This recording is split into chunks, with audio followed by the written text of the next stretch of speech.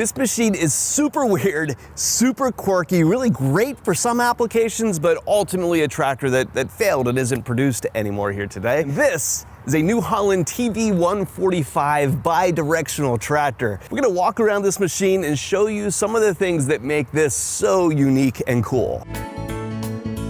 Essex, a helping hand with your land.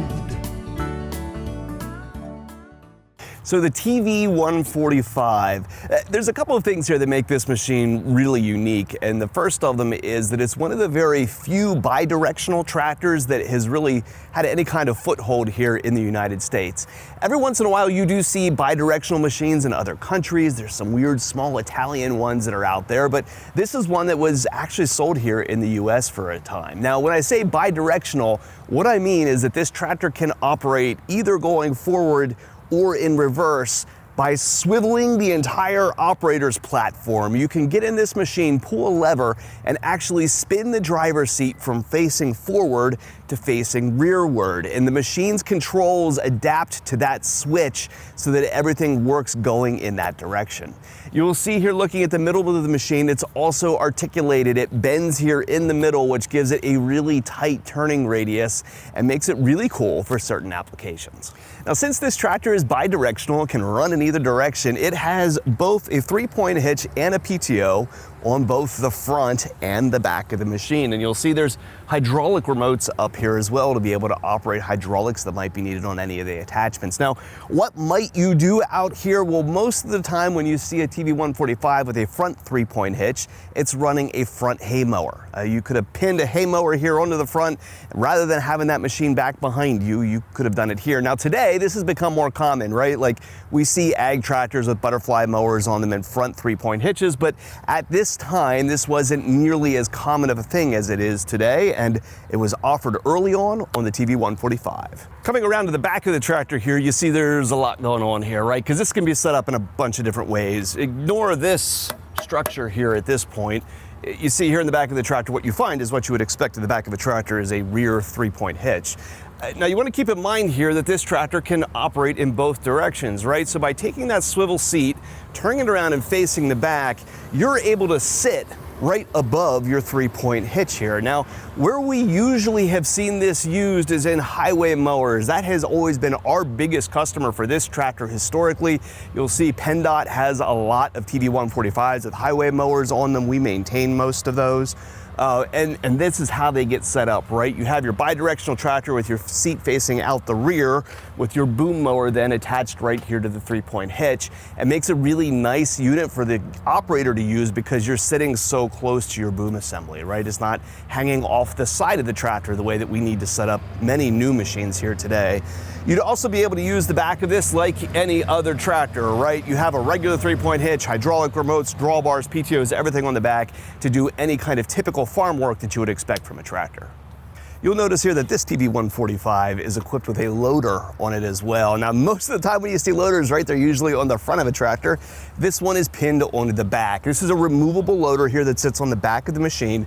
And there's a lot of things about it that are really quirky and fun. Obviously, you're gonna use this with the tractor's operator seat facing the rear, right? And when you're facing it to the rear, it gives you a really nice sight line, right? Again, going back 20 years ago, wheel loaders weren't quite as common on farms as what they are today.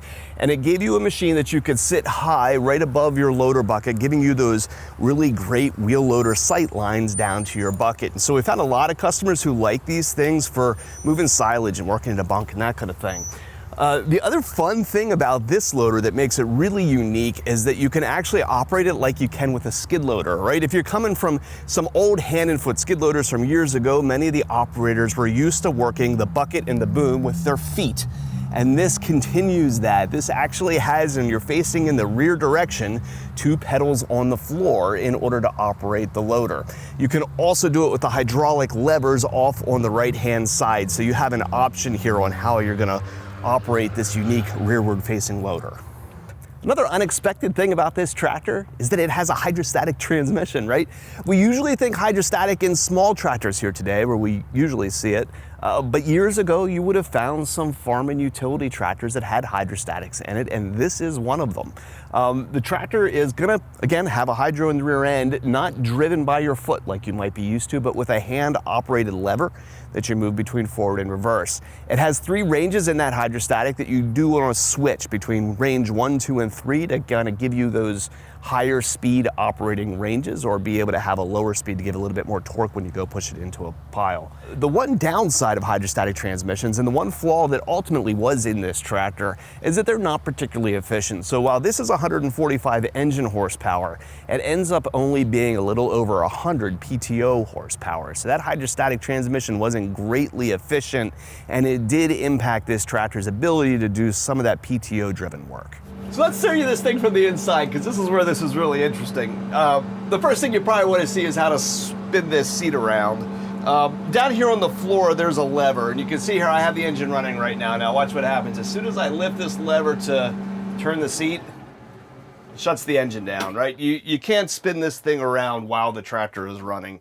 So if I lift up this release, and then I have to take my seat and slide it the whole way forward, and at that point, I can take the seat and all the controls and spin them around the opposite direction. And this does require some work. It's a little heavy, right? But just like that, I've gone from operating forward to reverse, and all the controls here went with me when I turned. So now I've rotated around here facing the back of the tractor, if it has a back. I don't know, tell me, does it have a front or a back? I'm not sure. Facing the loader side of the machine. Now here I have my seat rotated around so I can start my engine back up, slide my seat back here to give myself a little bit more space. And you can see here a little bit of what I was talking about in terms of the visibility off the loader here. It really does feel much like what a wheel loader would, where I'm looking forward and I kind of have this higher position over top of the bucket. But what makes this really neat, take my parking brake off here and start pulling forward, is I am, again, pushing the drive stick forward, right? It's aware of when you switch between front facing and rear facing and adjust the drive accordingly. And all of your controls in this machine are on this side console. There's nothing down by your legs or anything that you might be used to, or anything molded to the tractor. Air conditioning controls are up here in the roof, and like some 3-point hitch draft controls and stuff are over here on the side pillar. I was about to say left hand, but it's only left hand when you're facing this direction. So as we're driving here, I can go forward, you can see my loader. Now when I want to operate that loader on my left-hand side here, I have what would feel like 2 rear remotes, right? It's not a single stick to operate that loader, but that's not really what they had in mind. Down here on the floor, I have 2 foot pedals in the same position that I would a skid steer, so I can run my loader up and down using purely my feet like you would in a hand and foot skid loader. So if that's the machine you're coming from, this would be right up your alley, right? It would work like you expect. Now, I'd said before, this is a hydrostatic, right? So on my left-hand side over here, I have a forward and reverse lever, currently in forward. I can pull back here to neutral, pull it right into reverse again. No shifting or anything that needs to happen. But you see how I'm crawling along. There's some switches back here. So right now I'm in low. I flip the switch a notch forward and pick up some speed into medium, or go the whole way forward into high. And again, being a pretty heavy machine and being a hydrostatic, when you're in high here and you want to get up and go, it's not super fast and it takes a little bit of time to get there, right? So, not radically different from a 25 horse hydrostatic tractor that kind of behaves the same way. So we'll flip directions here again. Going from using our loader, park it right back here behind the machine. I'm gonna slide forward, reach down here to release my seat lock, which again is gonna cause the machine to turn off, and it's not happy that I didn't have the parking brake released. Now I can pull this, swing from the front to the back. And now once I get over here to the other side, it doesn't like click into place. You gotta drop the that lock pin back down again and wiggle around here until there it goes, finds its little hole and drops in. And then we can start it right back up again. And this time, going into forward, turn our parking brake off, we'll go in the opposite direction. So if you can't tell from my enthusiasm around these things, I think they're super, super cool. I love to see when our manufacturers go out and they really focus on unique machines to address really unique applications. And there's other examples of this kind of machine around that we'll look for sometime. But I think it says volumes when these still remain so popular and desirable on the used market. I'd love to see it come back again in some fashion, because while it's not the perfect machine for every application necessary, you can see here that it addresses a lot of things in really unique ways and continues to have a following out there on the market. There's demand for this thing. Bring it back again. So I led on here at the beginning that unfortunately you can't buy one of these again today. I wish we could sell it, because we absolutely would have customers that would look for this tractor, and they do remain desirable on the used market. This one hit our lot here and sold almost immediately because they're sought after today by some people still, because of some of the unique natures of this machine. But ultimately this tractor, I'd say, was jack of all trade, expert of none, right? While that rearward facing loader gives you great visibility, is nice to use, a wheel loader really ends up being a better solution. And while having a front PTO on a tractor is nice to be able to have that front mower, today butterfly mowers and front 3-point hitches on ag tractors have become a lot more common than what they used to be. And articulation, while it's nice and gives this machine a really nice turning radius, engineering has improved on some of regular traditional tractors over the years. And we see things like super steer and tighter turning radiuses and stuff all the time that, while this still will outperform them, other tractors have gotten better. So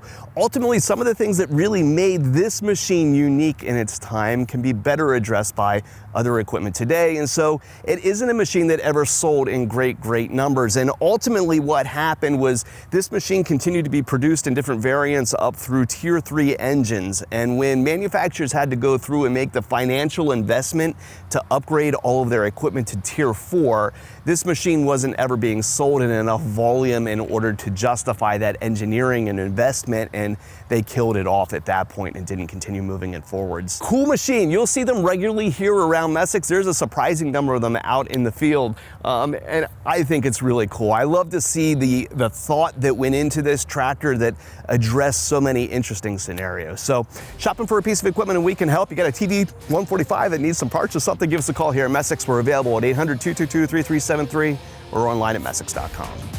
Ah! The loader, the loader pedals really throw me. You're expecting, I keep driving this over here expecting a foot throttle or something.